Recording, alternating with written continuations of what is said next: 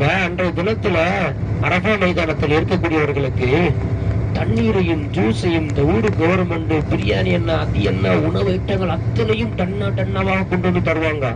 ஆனா ஒரு சில செல்வந்தர்கள் கூட அரசாங்கத்தோட அனுமதியோடு என்ன சொல்லி கேட்டீங்கன்னா அள்ளி கொடுப்பாங்க. ஏன் தெரியுங்களா? எதுக்கு அப்படி கொடுக்குறாங்க தெரியுங்களா?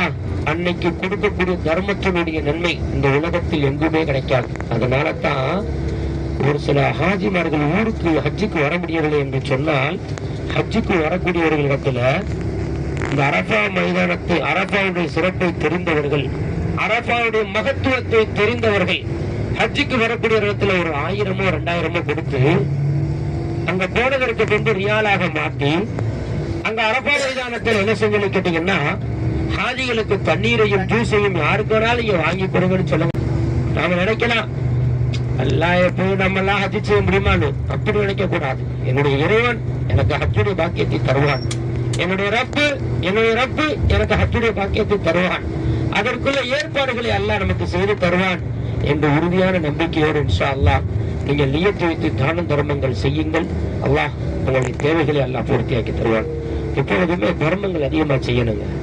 நம்ம ஒரு ஊரை விட்டு ஒரு இடத்திற்கு நம்ம பெறப்படுறோமா, இப்ப நம்மளால முடிந்த அளவுக்கு தர்மம் செஞ்சுட்டு போனோம்னா நம்முடைய ஆபத்துக்களை எல்லாம் நீக்கி தருவோம். நம்முடைய ஆபத்துக்களை எல்லாம் நீக்கி கொடுப்பான். நம்ம சிரமங்களை எல்லாம் நீக்கி கொடுப்பான். ஏன்னா நபி ஸல்லல்லாஹு அலைஹி வஸல்லம் சொல்வார்கள், அஸ்ஸதகத்து ரத்துல் பலா வல் கலா. தான தர்மங்கள் செய்யற மத்திகளா நம்முடைய கலாக்கதரை கூட மாற்றி கொடுக்கும் என்று நபி அவர்களே சொல்லிக் கொடுத்திருக்கிறார்கள். அதனால தான் நம்ம இடத்துல ஒரு இடத்துல நம்ம சம்பளம் வாங்குறோமா, ஒரு 10,000 ரூபாய் நமக்கு கிடைக்குதா, அதுல இருந்து ஒரு 1000 ரூபாய் தர்மம் பண்ணிருங்களேன்.